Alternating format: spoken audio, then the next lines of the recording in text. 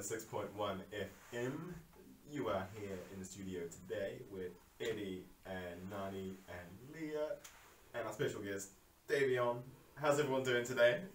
Welcome. Great. It's amazing to be here. Like, really, it's an honor. Yeah, so you come up from Dunedin. Was it a week you're up here? Yeah. So just give us a run before we get too into it. Like, give us a rundown. Who's Davion about? What's Davion about? And how you went up in Dunedin. Yeah, and just give us that kind of story there. Awesome. Okay, so I'm currently based in Dunedin, and I'm here for a week, and I'm very excited because it's just this amazing sense of community that's here. It's this eclectic vibe that I really appreciate, and I feel like a lot of people are actually working hard to make something happen that is just palpable. Like, I feel a lot of just change in the air for the good. I mean, like, I really, like, people talk about doing things, but like I'm amongst people who are actually doing things. And yes, sir. That makes me feel very happy and very privileged. And we're very priprivileged to have you here too. Absolutely. Thank you. I've had like 3 seconds to talk to you outside. I'm already like, oh my god, family, hi. I remember when I met you, because I met Davion in Dunedin.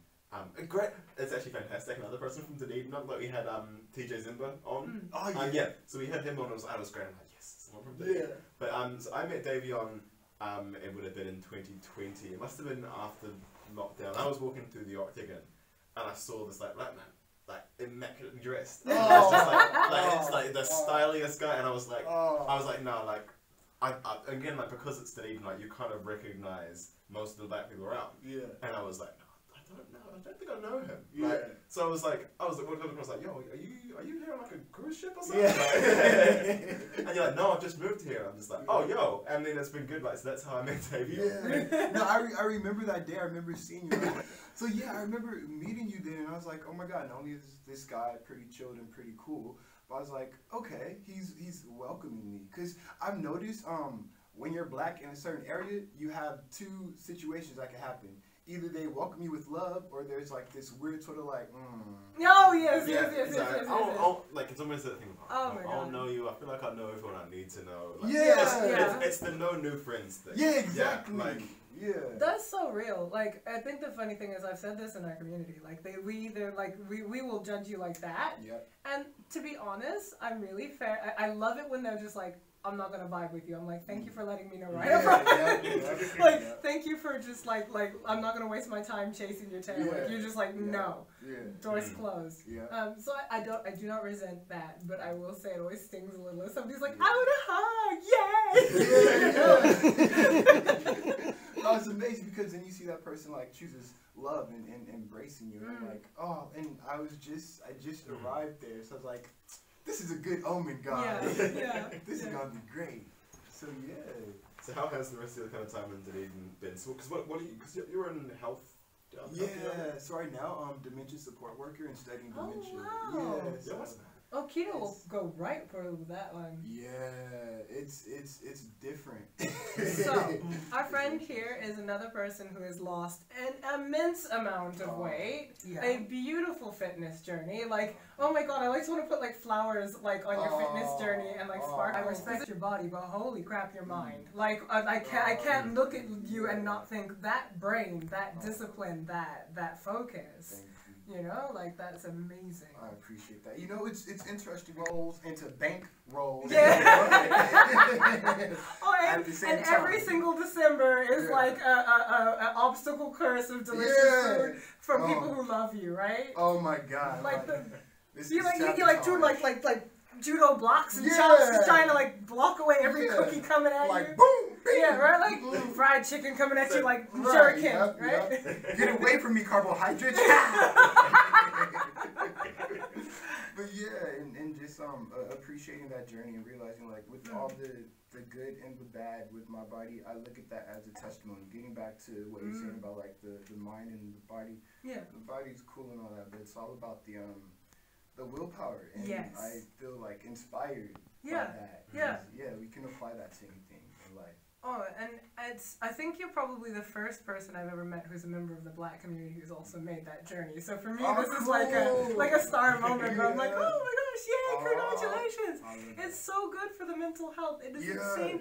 I mean, you lose a lot of friends because you cannot, like, if the minute they offer you like a double chocolate cheesecake, you're like, well, I can't. We can't. I love saboteurs. You. Yeah, like I can't. We can't be friends anymore. If you can't accept, like. Just this morning, I had to tell my daughter today is her treats and sugar day. She gets one a week. She gets anything she likes, any sugar she likes, one day a week. Wow. And it's Saturday because everybody holds their birthday parties on Saturdays, right? And she's desperately trying to get me to eat one of her chocolate coins. She's like, Mama, come on. I'm like, back, friends, back. Like, you shall not feed me the apple. Not today, chocolate. Not today, chocolate. Basically, and it's like, I mean, you do, and it's hard drawing those boundaries with people. Oh my God, yes. That's as my Achilles heel goes in keto and fitness. I bet you have the same thing. That's still my Achilles heel. No, 100%, because like I am a very social person. Yes. And like as we know, food is something that brings people together. Right. And especially as Black people. Yeah. Yes. Culturally. It's such an easy thing to be. It's just like. Just come together with other food. Yeah. No, it's so true. And like, I don't want to be that weird person who like brings his own food. Who's like, meal prepped at the cookout. Yes. But then, like you said, it's boundaries as well, and knowing so it's like, this works for me. Don't judge me. Yeah, please don't judge me. And I wonder, like, it'd be interesting to see, like, especially you look at like people from the African diaspora, where, like, in terms of the things we've clung on to, like food has been like the big way we've kind of clung on to that. And I can imagine that'd be quite a hard thing to do, is suddenly to almost put yourself outside of this, of these ongoing cultural traditions that you kind of maintained. Oh my God. And it must be a thing that not only that, like if you argue with a Black mom in a kitchen about your dietary needs, she will smack you. She will just take the backhand to your face. End of story. There have been times where I was in the States where, and I'm sure you've had this, like where I'm just at a friend's mom's house and I'm like, I'm assessing. I'm not going to get away with it. I'm just going to do what she puts in front of me. I'm not going to insult her that way. I'm not going to risk it. I still want to be friends with this person in 10 days. Absolutely. That's the thing. You go and you're like, okay, the meal is right there. And you have like, I just go through the Rolodex in my mind and it's all a kaleidoscope. And I'm like, these are the possibilities. Do I get backhanded? Do I stick up for what I believe in? Like, she's like, I don't know who Keto is, but her potato salad ain't as good as mine. Oh my God, it's so true though. Yeah, but like what you were saying about the food and us clinging onto that. Like for me, with my parents, the food is just love. The fried chicken, the potato salad, the yams, all of that. Oh, and the cornbread. Oh, and like sweet potatoes. Like candied yams. Oh my God. I'm feeling. Actually, I'm going to play Dead Hip Hop by Dead Prez, because that's been like, I saw a review or someone doing a breakdown of it, and it's got it in my head again. So like Hip Hop by Dead Prez, then probably we'll play European Store by Andy Fisher, and then probably something from Sample the Great. So yeah, we'll jump into that. So here is Hip Hop from Dead Prez. And we are back on the Blackhouse, 106.1 FM. My headphones have fallen out, so I'm just going to plug those in. I'm just going to try and find the thing. Yeah, we're back on the Blackhouse, 106.1 FM. We're all rusty. We're a little bit rusty. I know, that's just because I only get hearing in one ear if it, like, if I can move it around so I get both ears. It has been so this is my first day back. Welcome back, everyone. Welcome to the Year of the Tiger. That's right. It's me, the Tiger. So this is my year. This is the year the Tai Sui tries to assassinate me because I'm coming into full power and I might be able to take him on. Okay. Or at least that's the myth is how it goes. I'm supposed to be wearing red. This is as good as it gets. But yes, it's the year of the tiger. So we are in the year of the water tiger. And to all my water tigers out there, wear red. We'll take him. We got this. I was just going to ask him, like, so how are you going to avoid assassination wearing red? Yeah, no, that's one. Doesn't that make you a target? Yeah, so you sit there and go, surely from like a sniper's perspective, you just sit there and be like, okay, yeah, there's a red one. Look, there's a red one. Well, maybe that mythology was spread by a particularly intelligent person. But was he colorblind? Like, it's like red. Actually, no. So red's the invisibility. Like, anything else, you'd be like, oh, oh, no, but he's colorblind to red. Yeah. I don't know. So this is something that I put this up on my Facebook. I was like, oh, hey, everyone, it's Year of the Tiger. It's my year. And all of my Chinese lore friends were like, girl, put some red on. You better be wearing red panties. Something. Go book it. And you have to have somebody else buy it for you is the other thing. Okay. And I kind of like that because I like the concept that it's a signifier that you are loved. Like, I don't know if that's actually the mythology behind it, but I love this concept that, like, you know, oh, in this year where you are at your most powerful, if you are loved, you are protected. Oh, that's good. Right? I don't know if that's actually what it is, but that's how I took it as, like, the people were like, I'll send you a bracelet, I'll send you a necklace, like, just put on some, I'll buy you some. And like, the first thing that I got given, though I've just got them redone, because I got them, like, at the beginning of the month. A friend of mine got me some fresh red nails. They like paid to get my nails done, and I was just like, oh, there we go. Because like, no matter where you go, you protect it. And it's amazing because just the color itself, red, like perception-wise, with like different studies, when people see you in red, they see you as powerful. Exactly. They see you as passionate. I think that that's part of it, like, is like manifesting that red. Now, if you're listening and you are of the Chinese diaspora and want to correct all of this, please, I so welcome it. Oh my God. Just like it's burgundy, actually. Actually, like, based on that sort of thing, like, on what you're saying about, like, the perceptions of red, it's one of those things where red, I remember that you go back into languages and into linguistic roots, and red is one of the colors that is like the first colours, and then one of the colours that always has like the most kind of words for. Yeah. So it's one of those things we sit there and go like, so like red, and then it kind of goes down the spectrum, and like blue is kind of one of those colours that there's not a lot of colours, like not yet across. It's almost like the last colour that kind of comes up with it. Oh my God, that is so interesting. And it's interesting because I was watching a thing about the Norse and how like the Norse came across Africans. The Norse, like, that's the thing that the Vikings made it through down to the Ottoman Empire. Obviously, the Ottoman Empire had contact with sub-Saharan Africa. Yeah. And it's saying, well, actually, black people, like to the Norse, were described as like dark blue. Because the indigo, I think it's in Niger. Yeah. And anybody from Niger can correct me if I'm wrong, but there's this thing with the people that live in the Sahel, they wear those blue robes and stuff. Yeah. So they would have been moving up in that direction. Yeah. Well, there's two things here going on. Like, first off, like I can't help but like be like, okay, so I have like a thing about I'm an artist. So like, first thing, it's interesting that there are less words for red because the human eye can actually less word for blue because the human eye can see more shades of blue than it can of red. So I'm like, that's kind of funky. We reflect the sky better than pale. Like the darker your skin, the more you reflect the sky. Like, you catch light really beautifully if you're pale skin, but you reflect light really, like, just whatever the color is if you have really dark skin. So here we are in a white room, and like, I'll be bouncing off white, but if we go outside, we'll be bouncing blue. There we go. So I got this red story. Red. Okay. Red. Once upon a time, there was a girl called Leah. She was 4 years old. And her grandmother made her a lovely. Story? Please don't be a horror and they made me a lovely red dress, but something always happened every time I put on this red dress. I would turn into an absolute terror. And then I remember quite vividly going with my grandfather in Palmerston North, and we walked into a crystal store, and I was in my red dress. And it was red, you know, bodice and thing, and I'm like about 4 years old. And I see a shelf of crystal, and I stick out my arm, and I knock everything off that shelf. Ooh. And then I just stand there looking at my granddad, and he took me out, hang me up with my one hand, and beat the crap out of me outside of that store. And they were like, you cannot wear this red dress because you turn into an absolute terror when you wear this red dress. The power of red compels you. Right. The power, exactly. I was going to say, like, what do you think was the connection between, like, wearing that red and just bringing that side out in you? Well, I'm a Taurian and I'm a fire horse. Yeah. Oh, so that's like a double whammy. The red it's bull. Like you put on red, and it's just like that's all I say. Right.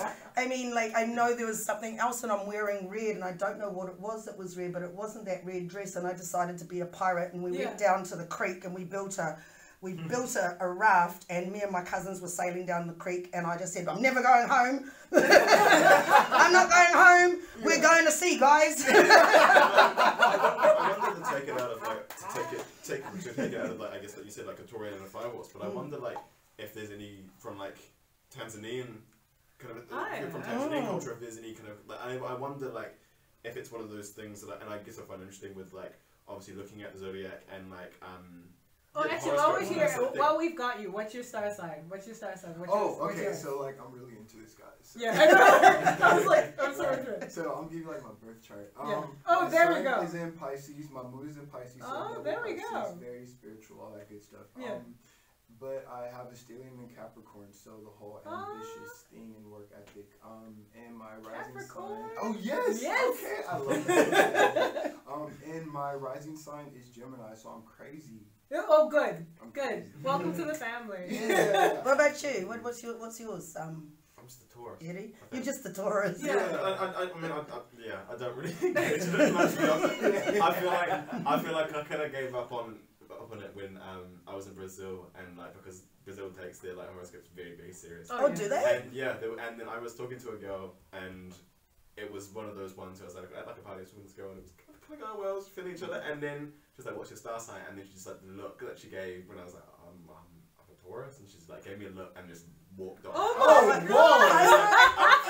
I was just like, okay, I've heard this about Tori Men, but I've never seen her. No, not even from that. I was just like, no, sorry, I'm just gonna be popular. I think it's bullshit. Like I just think, it's gonna go like, if anybody's going to like make that judgment about me based on like a star sign. Like, I'm just like, okay. no, like. Okay. I have this headcanon that for some people, star signs are more gender than gender is, right? Like, no. Like, are you a girl or boy? I'm a Capricorn. You know, like, are you a girl? I'm a Leo. Remember all the disco tracks back in the day, and you get those guys. My name is. I'm a Libra. Yeah, right. I'm a Libra. I'll keep you warm and cozy. Yeah, right. My name is Larry. I'm a Cancer. Yeah, that's it. Well, like Grandmaster Flash and like then some of us have to sit and go like, was like Melly Mel, right on time, and Taurus, the bull is my zodiac. Honestly, I think it's a huge part of the black community, that whole star sign thing. But I actually think that it's standing in for like older animus totems. Yeah. I mean, that was what I was wondering, like when I say like what the correlation between like red and say like Tanzania, if there's anything within kind of Tanzania. And they have totems. I don't know mine though. Yeah. That again, like would be that kind of same equivalent that we'd have for like horoscopes or like zodiac signs and that sort of thing. And like what the correlations and if there are similarities and kind of like the associations and stuff like that. Because obviously I was reading like, the idea of like the monomyth and how everything that happens in mythology kind of follows these kind of archetypes. Yeah. But how that in itself is quite a Eurocentric way of looking at it. And then someone actually went through and looked at sort of things and saying, well actually, and we've talked about it before in our Halloween episodes, how the idea that nighttime isn't actually a particularly scary time. Nighttime's when the dead come out. And like, but then the dead are just present. Like versus when, I guess, from a European side of the thing, nighttime is fucking terrifying. Yeah. Like, everything bad comes out at night. Yeah. And I wonder... Meanwhile, in Africa, lions are like, hi, time of day, y'all. Yeah. Right. Actually, you got to look at, in Tanzania, you got to look more out for, because when I went there and... it's hippopotamus. No.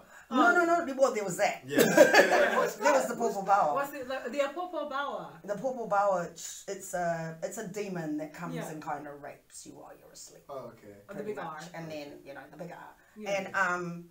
And basically they had an outbreak of Popo Bawa sightings while I was there, experiences.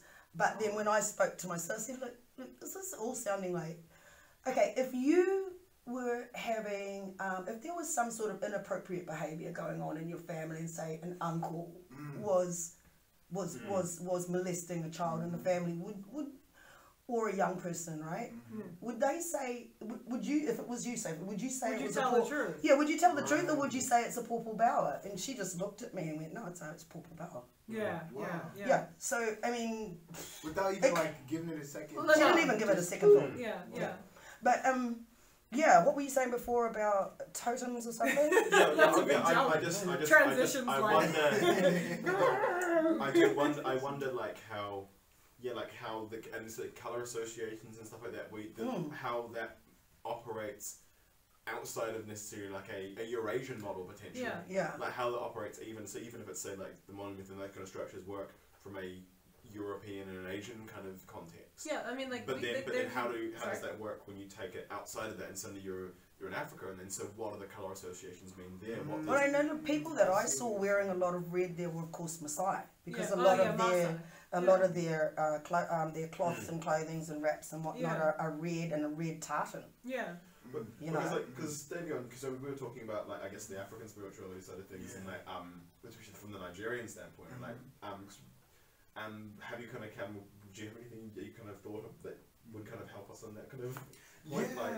So for me especially lately, because I feel like with millennials as well, we want this sort of authenticity that like I feel like we've been lacking in a way. Yeah. Like we want to really connect to like our roots and where we actually come from. Yeah. And so on my father's side of the family, they're from Louisiana, so they practice all these interesting things that are mostly based in Yoruba, the tribe in Nigeria. Yeah. You can say voodoo. Okay, I don't know, because people get really weird. I'm like, it's a spirituality from New Orleans. Voodoo.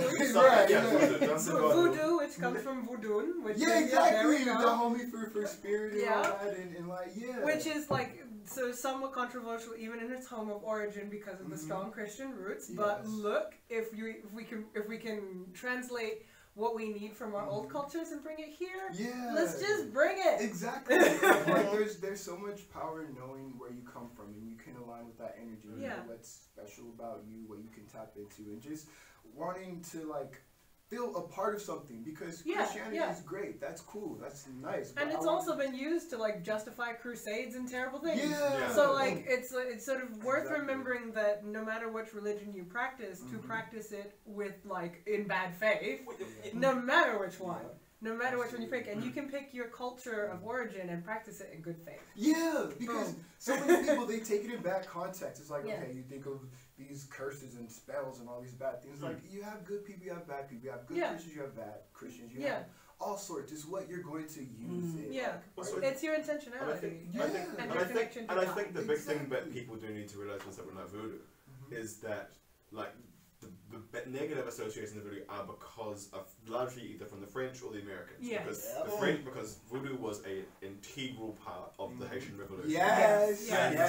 And so obviously from the French side of things, obviously that was around slavery. And again, same thing. African religions had like in the diaspora were always used as revolutionary ones. Yeah, absolutely. And then when the Americans occupied Haiti, same thing. Cracked down hugely on voodoo. Yeah. And then put that whole thing of like, when zombies became popular, right? Because like how many people really globally know that zombie is that is derived from an African word, Nigerian words. Like, There's that song by Fella, Zombie. Zombie, zombie. Yeah, exactly. But I think it's because of that. It's the fear. It's the fear of the unknown and what you don't know. Like you said, it was an integral part of the Haitian Revolution. So if you see all these people having a ritual, and all of a sudden they're bringing about, you can call it prosperity, freedom. Yeah. And it's like, wait, no, but we're trying to control y'all. Tapping into this weird ass energy we don't know. I think it's really funny because like we speak about angels, especially in pop culture, and Christian angels. But if you actually start reading out the description of the angels in Christianity, they're like Lovecraftian. That's Lovecraftian. They sound like Lovecraftian horrors. Like, and I think thousand eyes, many wheels. Like here he comes, Speed Racer, many wheels. No, but like I mean to say like so it's actually really worth understanding that like all of it comes with like a sort of heavy baggage to it. Yeah. And I think that whilst I don't like freak out at the concept that some of your gods have 1,000 eyes and many wheels, that's like fine by me. Just maybe don't like freak out. Just know my intentionality is always coming from the good, regardless of what I'm looking into from my culture. Absolutely. So you're saying like from you said your dad's from Louisiana, so that's how you kind of was that kind of quite a present part of your kind of childhood growing up? Or? Well, the funny thing is it was suppressed because people were like, ooh, they're afraid, they're scared. So it was just Christianity. So we mostly practice what my mother found, which is Jehovah's Witness. So that's what we did. But when I learned more about my heritage, and I was like, oh, because at first I was scared too. Because growing up as a Christian, I'm like, I don't want all this. You're taught that it's demonic and you're going to have these weird spirits in your house. I'm like, I don't want that. But then the more I learned and I dived into it, I was like, oh wait, it's just pretty much the power of intention, and it's very similar to other religions like Hindu, and for me it was like, well, I want to find something. Maybe I'm Buddhist, that's great. But I wanted something that was me. I wanted something that was a part of me. I didn't want to practice something that was forced upon our people or something else that wasn't me. And so that's why when I looked more into it, I was like, oh, it's actually not bad. No. It's not bad at all. And actually there's... I mean, people judge it because there's all that stuff that's come out through American Hollywood and all that stuff, and they've created this image of voodoo voodoo that's not actually what it is. It's not. Like, it's not. It really isn't. Like, I just want to say, like, with voodoo dolls, people make it out to be like, oh, you're getting a pin and you're doing all these terrible things. No, actually, it's very holistic. It has no malintent. There's people who might want to practice the bad part of it. That's all. But there is nobody who has a copyright on that. Yeah, exactly. Also, like, that's the idea of voodoo dolls. Like, it's one of the things where you've made something negative by associating it with blackness. But again, the same thing in England. Like, there were, a coven of witches who were arrested for burning an effigy of the king and hoping that would transfer as a curse and kill him. So it's one of those things. So it's like it's not. It's that one of those things that's it's a historical thing of just really easy just to pin the black aspects of it. The black practices of it as ones that are like monstrous, I think, while forgetting like you're all doing the same thing. And again, I think that's probably the idea of having like a figurine of a human, that's something that represents a human, and operating on that in some kind of way. Let's think about like how we get into Asia, Chinese holistic things for health. We turn ourselves into voodoo dolls when we go and get acupuncture.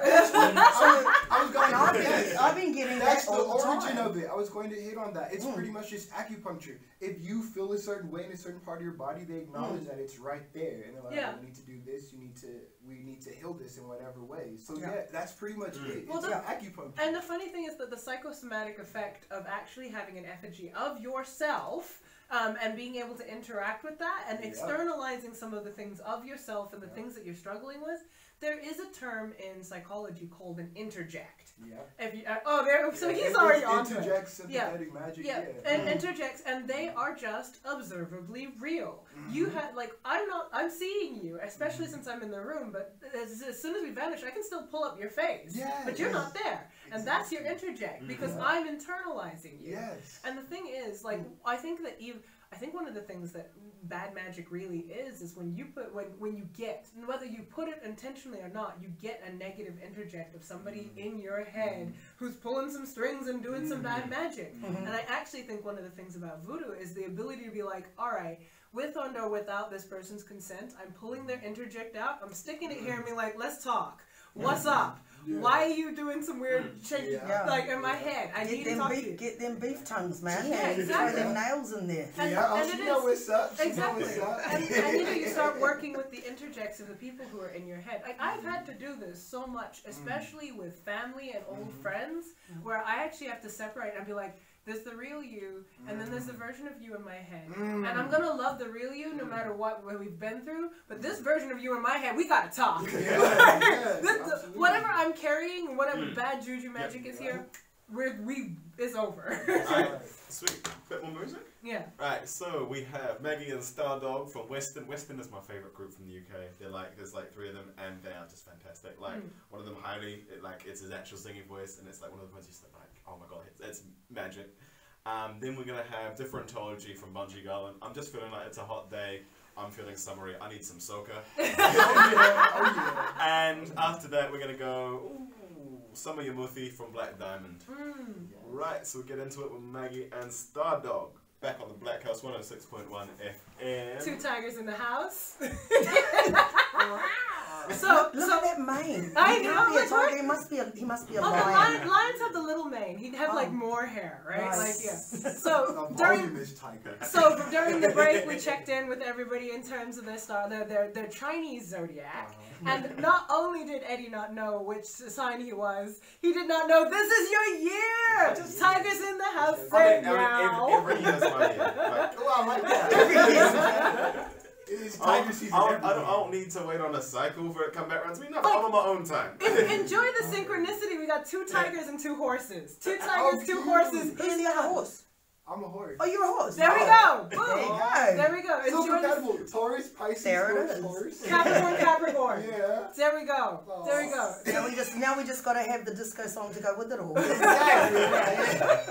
Hey, I'm a fire horse. Oh, that's right. Like, And my sun signs in Leaf and Taurus. Yeah. Not Leo. I'm much better than a Leo.